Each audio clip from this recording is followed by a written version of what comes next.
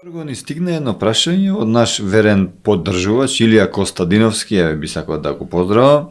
Ќе се одважам да ви го прочитам. Прашање од гледачот. Истражувањето открива како со помош на мрежа од компании и посредници, раководството на ЕСМ дозволува државата да купува поскап јаглен со цел некои компании и бизнис моќници со силни политички врски оваа криза да искористат како шанса за осопствено богатење врз грбот на граѓаните, кои плаќаат драстично повисоки сметки за струја. Од 2022 година до денес компанијата ЕСМ склучила договор со 11 фирми за набавка на околу 4,6 милиони тони јаглен, зашто било договорено нетранспарентно да се потрошат 283 милиони евра. Од една од овие сделки, 9 милиони евра завршиле кај бугарска фирма во сопственост на братот на пранешниот премиер Зоран Заев. Што мислите вие околу овој случај? Види, читав за овој случај, се разбира за ова приказна. Значи, новинарите што го напиша ова, браво, ќе можем само да кажам, бидејќи тие испитуваат со факти, бараат документи, докази, па после објавуваат. И што ми остави впечаток ова цела приказна, дека сите овие фирми кои што се вклучени на купување на јаглено за Рек Битола и за Осломеј, повеќе за Рек Битола, за термоцентралата, се фирми кои што се влезени во трговија со јаглен, тие, значи, нашите државни фирми Рек Битола, Осломеј ги набавуваат, тие купуваат, ни продаваат, се формирани за време на огласо, пред огласо, недела, 2-3, или после огласо. Значи, се постава оглас, пријавете се фирми, толку и толку, ни треба толку јаглен за Рек Битола, пример. И замисли, тие се, повеќето од нив, и газдите што се на фирмите, тие појма немаат, никогаш не се занимавале со трговија на јаглен. Так. Ретко има некоја фирма кој што е подолго, како што беше случајот со Панче, министерот за внатрешни работи, 3 милиони и 800 илјади евра, за фирма кој што е формирана сега, да не речам вчера, значи пред месец дена или 2 недели пред тендерот оди, добиваат битолска фирма која што дизајнира и не знам која некоја друга фирма што дава работени и ќе ги шиелав овие униформи за полицијата, добива 3 милиони и 800 илјади евра тендер.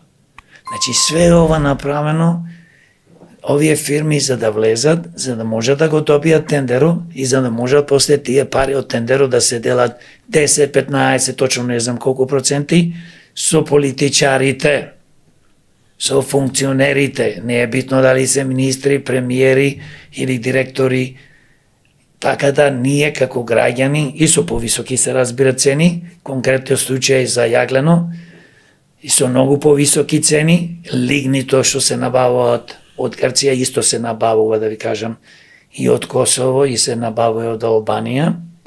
Значи, во помали количина, најголеми количини од Грција. Јас знам, во Битола сега бев и таму 200-300 камиони, огромни камиони, секој ден носат јаглен во Рек Битола.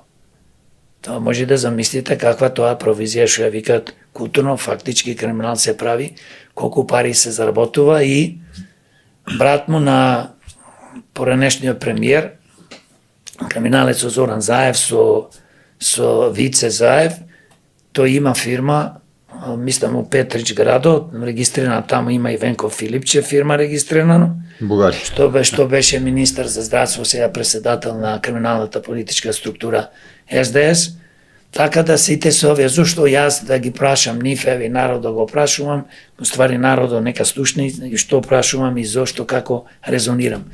Зошто овие имаат регистрирани фирми во Бугарија? Зошто се регистрираат? Зошто тука не се регистрираат фирми? Бидејќи да бидат подалеку од нашите очи, да не се знае кој што прави, но благодарение на одредени новинари, значи дознаваме или луѓе како ние што сме домакрати, одиме, снимаме, зборуваме со вработени во некои фирми, добиваме податоци или граѓаните не информираат. И ги повикувам граѓаните и од фирми луѓе и кој да било јавната администрација, ако имат нешто да пријават, слободно да не контактираат како демократи, ние тоа ќе го објавиме. Ете, тоа е таа приказна за да може да се крадат пари. И тоа се случува во време кога беше ковид, криза наводно, нема во Македонија струја, и така да овие фирми се на луѓе кои што не само што немаат појма од увоз-извоз на јаглен, туку се формирани пред конкурсот кога излегол, за време на конкурсот и после конкурсот. Страшна работа ни се случува. Господине Јорго, одредени политички структури пред да дојдат на власт говорат едно, откако ќе дојдат малце некако ја менува својата реторика, иако велеа дека и брат Дамија ќе го апсам, збореа за апсења, но гледаме дека се апсатно ситни криминалци, не се некои крупни риби, например. Дали вие гледате во некоја гова реторика или мислите дека не се доволно моќни, иако се на вас да ги уапсат моќниците? Види, 35 години не лажам. И што има јас да мислам, или вие, или народот, знам дека овие лажат цело време. Не гледаш, преваранти тешки се. 35 години не уништија, со лажење доаѓаат на власт. Бидејќи ги контролираат медиумите, имат полно пари. Колку сакаш имат пари и крадено, милиарди имат искрадено во 35 години. За нови луѓе уште да му се верува. За жал има одредена група на граѓани, гласачи, кои што упорно и понатаму продолжуваат до сега ги гласаја, па гледате, спомнаме за преседателката.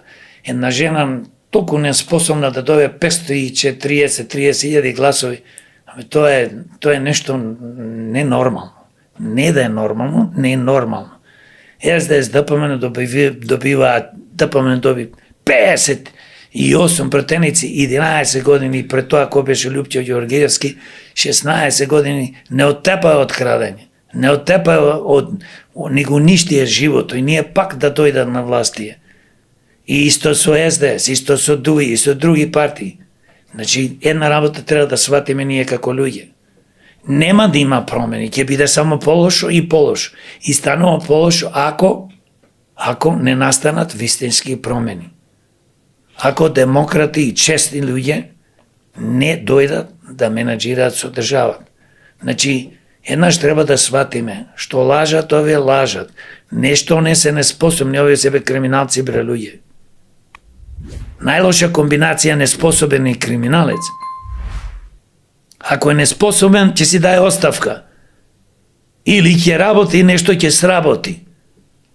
Ама ако е неспособен и криминалец, или чисто само криминалец ако е, и колку да е способен, наволно гениалец, ама тој користи способноста, интелигенцијата за да лаже, за да кради. Гледај доктори на науки. Со доктори на науки преку глава. Доктори на науки, па тие 30, 40, 50% во последните 20 години ги имат купено тие дипломи, магистри, доктори на науки. Што значи бе доктори на науки? Ние секој преседател не е доктор на науки, некој професор. Абе, нека одат, пушти ги таму, нека предават во факултети ако се добри. Ако имаат научи трудови, супер. Формира академија, Македонска академија за науките и уметностите. За која формира, бе? За да земаат покрај платата и пензијата уште 2000 евра пример. Што имаат за Македонија тие луѓе направено? Како научици, наволно научици во ред, како пишувале некои, не знам што, книги и така натаму. Но што тие имаат направено добро за Македонија да му се спротистават на политичарите криминалци? Или се поставени од политичките криминални партии да бидат академици? Знаеш таму како се станува академик? Не е секојаш колку вредиш. Се станува бидејќи имаш луѓе да те турнат. Значи, што ги прашувам сите академици, кажете јавно, можда некој честна исклучуци има кажано стално, вика ова не е добро за Македонија, дај да се прави вака. Значи, ние имаме луѓе кои што за жал ја уништила оваа држава.